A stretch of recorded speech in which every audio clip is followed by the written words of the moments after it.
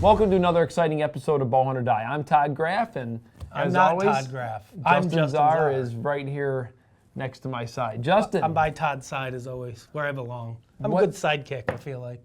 what do we got to do to get the rain to stop? Because this is becoming Oh gosh, come on, there's got to be other food plot fans out here that are feeling what I'm feeling right now. I went and checked on my clover plot the other night. It's more of a clover pond at this point, so I don't know if it's gonna make it. We may have to replant come fall. We'll see. It's gonna get tricky here. I know some of the sorghum that I've planted. I mean, I don't know. I don't think it's gonna have a chance to head out. I mean, it's getting pretty small. I'm gonna have to replant it too. I'm pretty flooding a couple areas. So it is gonna head out. Head out. I get it. Meaning with I the get seed. it. You know. I get it. But my beans are looking pretty good. The only thing I will warn everyone that if you take that ground rod and you actually get it into proper depth, and you actually get all this rain. Meaning an electric fence ground rod? Right. I can tell you that the shock is a lot more painful than when it's super dry, because I thought I was going to get dropped to the ground when I got shocked by that fence. You're not supposed to touch the fence. That's the whole point of an electric fence. Well, for those of you out there, is that you don't touch it. I didn't mean it. I bent down to look to see if it was on, and I put my hand on it. But anyhow. Well, there you go. Let's hope that it stops raining so the food plots can really start to no more rain, and we need shoot some out of the warm ground. temperature. So let's hope for that. Todd, what do we got this week, hunt-wise? Well, we've got a really, really exciting hunt. We're going to join Dustin as he heads to Canada. Has some great bear action. I mean, I love this hunt. It's great. Yeah, it's a cool springtime bear hunt, so let's check that out now.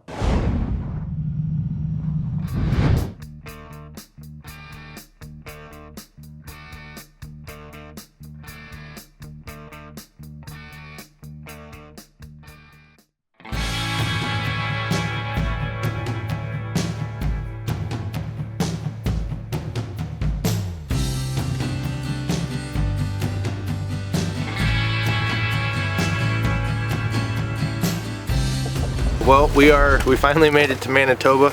The weather was not necessarily ideal for the first couple of days in the driving, but we're here now. We're excited. We're got a bear. Looks like it's hidden this bay pretty good track. So we're gonna throw up a stealth cam in the bear box and see what happens.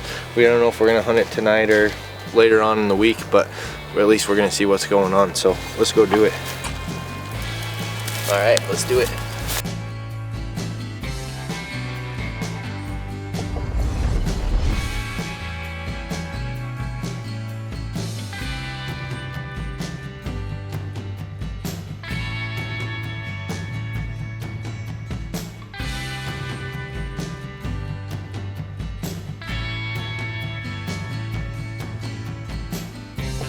Hey guys, Dustin DeCroo here in Manitoba. I'm trying to be a little quiet, just got set up not too far from the bait, so I actually came in and checked this morning and the bear had hit it between then and now.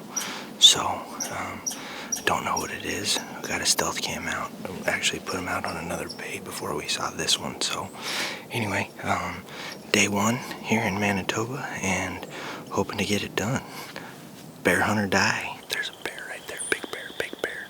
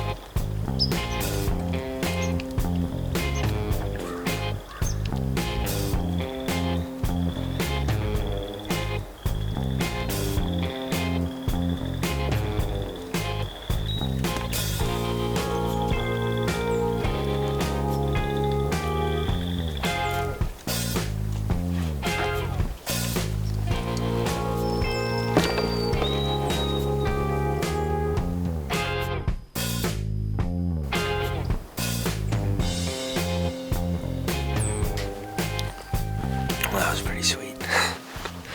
I was here for about, I don't know, 10 minutes maybe. Just got my release strapped on and trying to do an interview, and all of a sudden I see a black nose out there about 60 yards. Not a huge bear. I think he was probably a 2, maybe a 3-year-old male. but we're gonna sit here. We got like 3 hours left. It's day one, so you know, it's funny. I always tell guys that come to hunt, you know, don't pass on something the first day, you'd shoot on the last. And what did I do? I did it, but I'm here for the experience. You know, it's good to be out. Absolutely, just love being in a tree stand. Miss it, you know, but it's cool. So we're gonna hang tight and see if we can zip one of these kill zones through a big old bear. But it's beautiful. I mean, it's so cool out here. You know, no people, no nothing. So anyway, I'm gonna sit here for a little while later. Hopefully we'll see you here shortly with a big old bruin at the bait.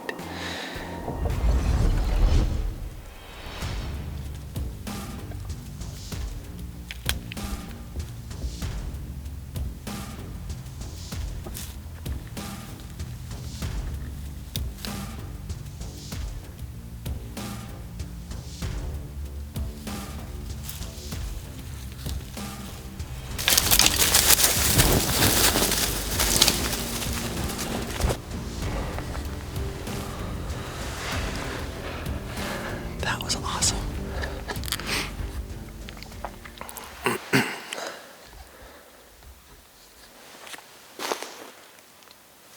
I think it was that same little boar from before, but he was literally like licking the tree that I'm sitting in.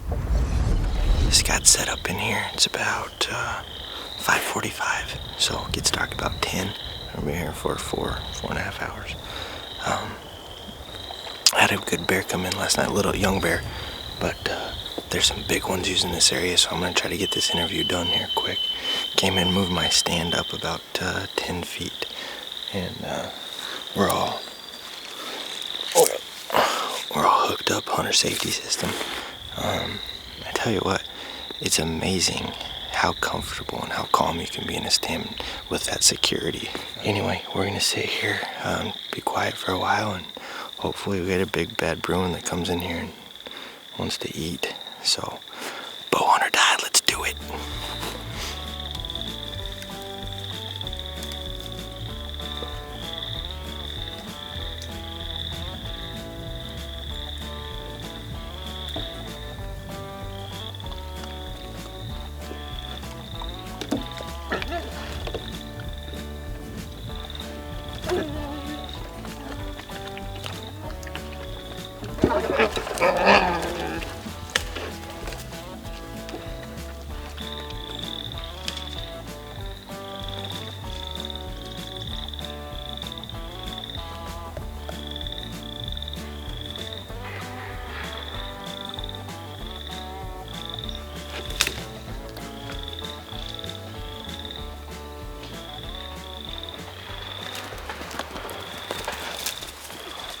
There's a sow with 3 cubs.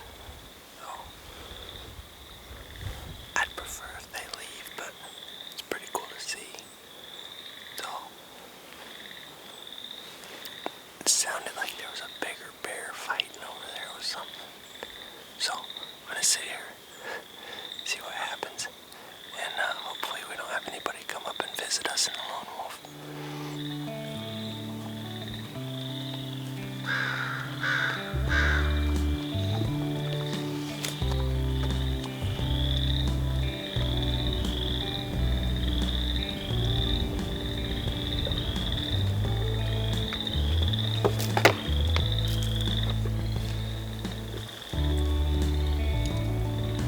That's the second time that this sow and 3 cubs have come in, and she knows something's up. She came, she never ate at the bait, but she's walking downwind and popping her jaws. I think I'll stay in the tree until I get picked up.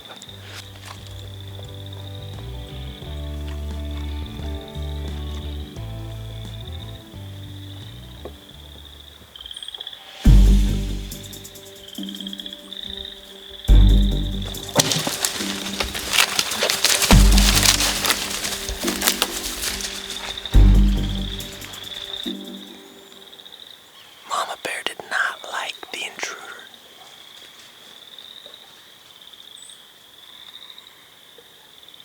This is awesome.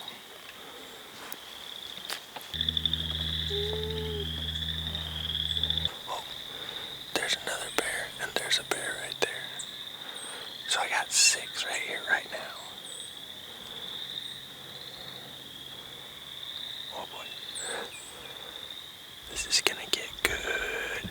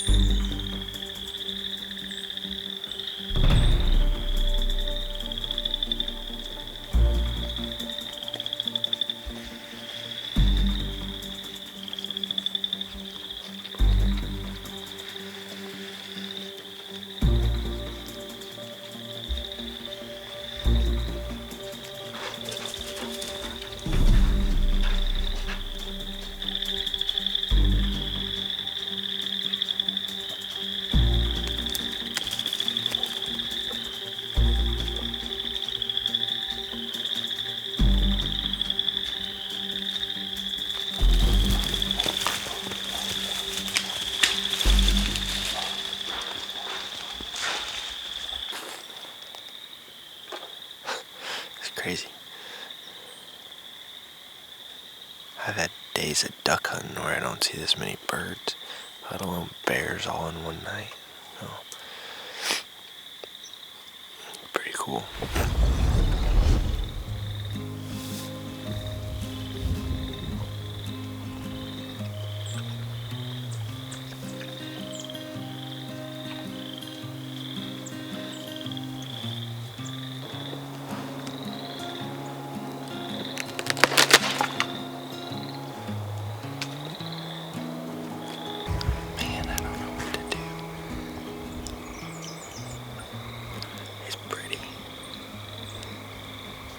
That's the same one from the first night or what, but he sure looks bigger than the one on the first day.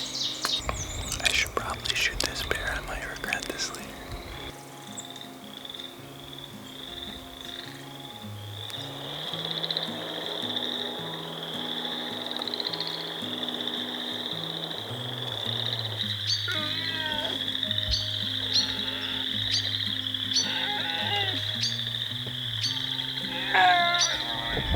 Alright, night number 4. Just got in the stand the last few nights. As soon as I set up, there was a bear here. So different bears, but we're hoping for the same thing tonight with a little bigger bear.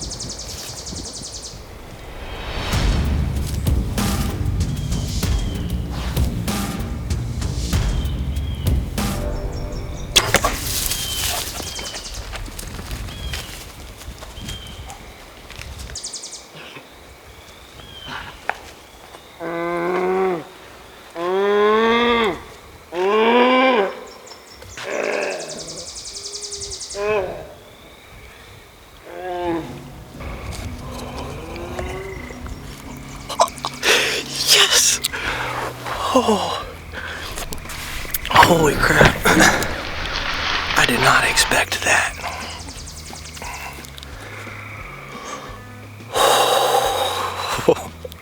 That's real. I can't even stop. Oh my gosh.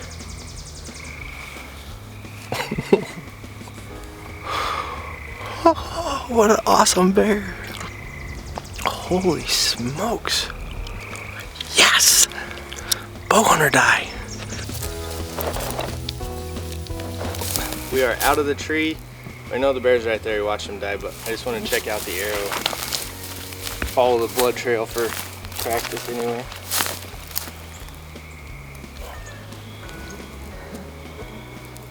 Oh yeah, that's pretty. Come check this out.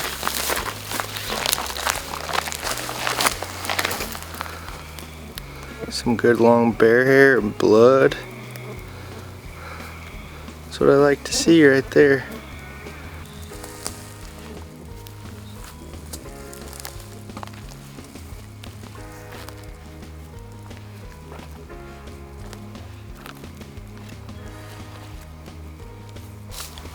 That is awesome. Well, here it is. This is awesome. I mean, my first bear. I filmed a lot of them out at Table Mountain Outfitters, but we're up here in Canada. So sitting in the tree stand. This was night 4. He came in last night, had lots of action. You know, I was being pretty picky, and he showed up last night, like, I don't know, 5-10 minutes after the guys left, and I didn't have my stuff together. Basically, is bottom line. So. Fortunately, he made the same mistake tonight.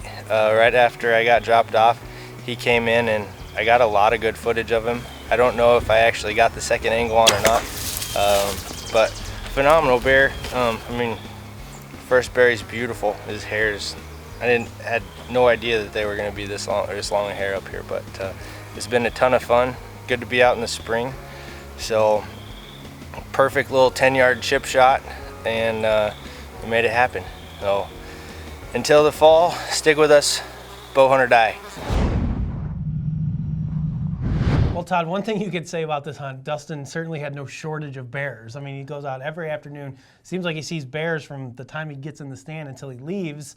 But, you know, he waited till that 4th day for the right bear. You know, a nice bear comes in and he gets that nice, easy 10-yard chip shot. That's one that even I can make. 10 yards is about the perfect distance to shoot an animal with a bow. I would agree with that 100%. You know, I got to kind of look to see where he went too, because I don't know, my Canadian bear hunting adventure, you could not have your mask off. I mean, if you had your mask off, I mean, you bugs. were, oh my gosh. I mean, he must have been there at the right time, or must have been windy. I don't know what. I haven't had a chance to talk to him yet, but man, Yeah.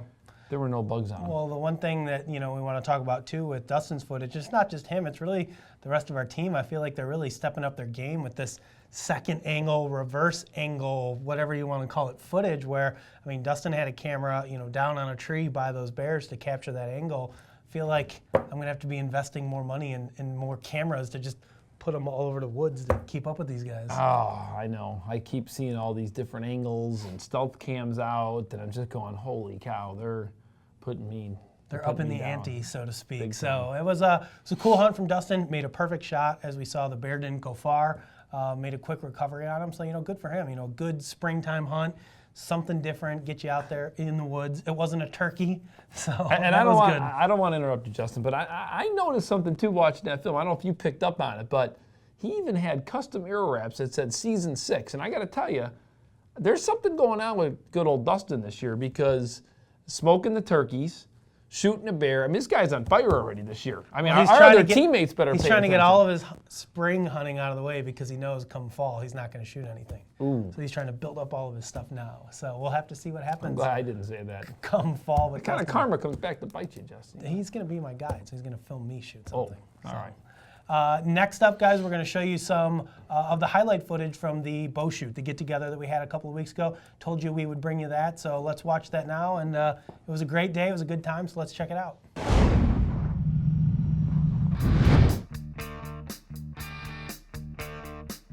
Hey, guys, welcome to the 7th annual bowhunting.com get-together. Todd, we're out here today, Coon Creek Hunt Club. We're blessed with beautiful weather man. once again, you know, 70 degrees and sunny. It's perfect. I mean, we couldn't have asked for better weather. Great turnout. Well over 100 people here. You know, and one thing I'm noticing too, Justin, a lot more kids here with their families shooting, which is great. It's one thing that we're always promoting. It's just great to see everyone out here shooting. You know, fans of the show. It's great. Yeah, it's a great day out here at the Hunt Club. We're enjoying the 3D course. Kids are over on their course, flinging a few arrows over there, and we'll be doing some prizes here later today, as well as a bow raffle for a brand new Matthews HTR. So make sure you guys stick around, watch the rest of this video, and see who won. If you guys didn't make it out Come on. this year, What are you waiting for? We hope to see you here next year. We even have some folks that made it all the way down from Canada this year. Yeah, 17-hour they drive. drove. They Well- said just to meet Justin too. That's what they said. So I don't know if I believe it, but Well, thank you. So thanks to everybody who came out. Check out this video and see all the fun that we had out here today.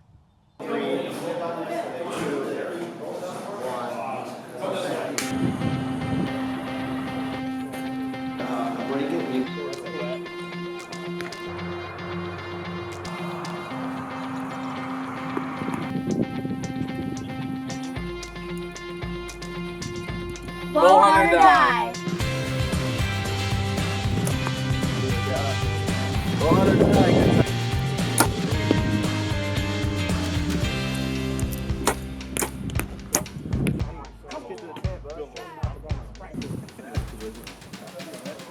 You know what, Dad, can I do?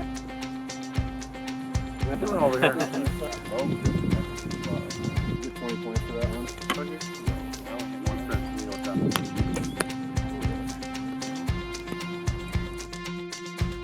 Bowhunter die.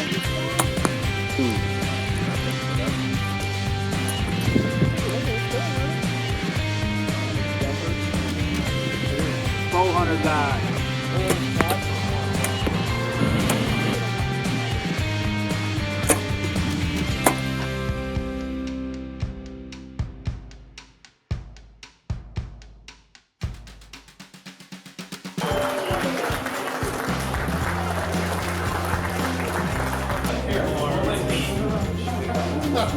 From Central Wisconsin, I'm with the community of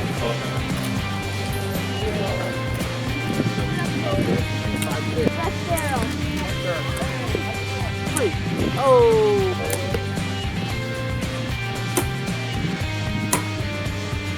I would say this one.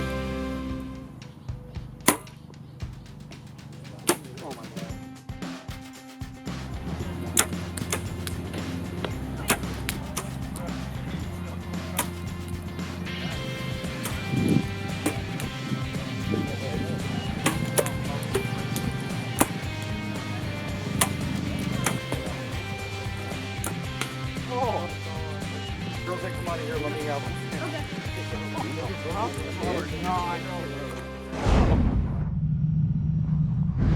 Well, Justin, each year it seems like that bow shoot sneaks up on us quicker and quicker. And the scary part about that is, you know what's around the corner right after that bow shoot. That means hunting season's coming very soon. Quickly. I know I was out checking some trail cameras the other night, and the bucks are finally starting to show their racks a little bit. You know, right around that 4th of July is usually when I start running cameras. I figured a little early this year, and When I start getting trail camera photos from Justin at 10 o'clock at night, text messages from me. text saying, messages, It's coming. Before you know it, season will be here. So, you know, speaking of before you know it, the season will be here. You know, one thing everybody should be doing is getting their bows ready, getting everything prepped and ready to go. And actually, the next segment you're about to see really just covers some of the basic tools that I think everybody should have, or, you know, if you want to work on your bows, you're definitely going to need. So let's check that out now.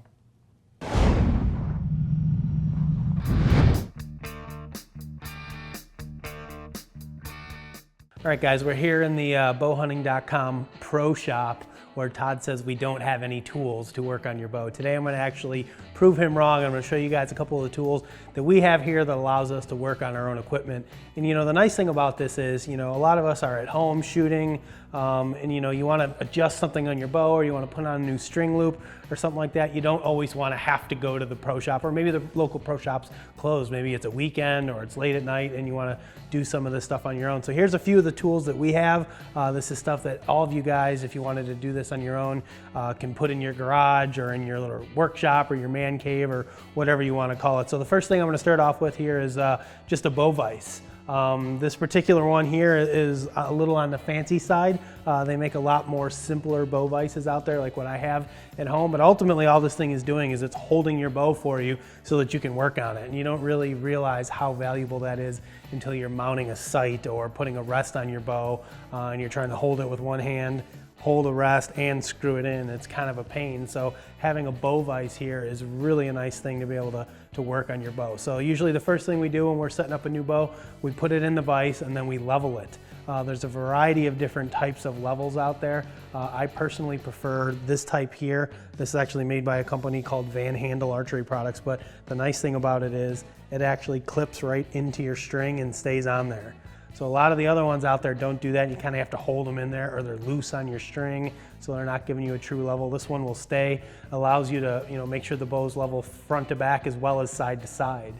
So, you know, once you make sure your bow's level, next thing you're gonna really do when you're setting up like an arrow rest, for example, is figure out, you know, where your arrow is level.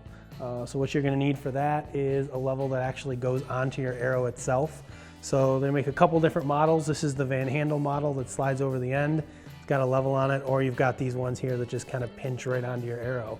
But a set of levels is a kind of a must-have if you want to work on your bow and make sure everything's lined up properly.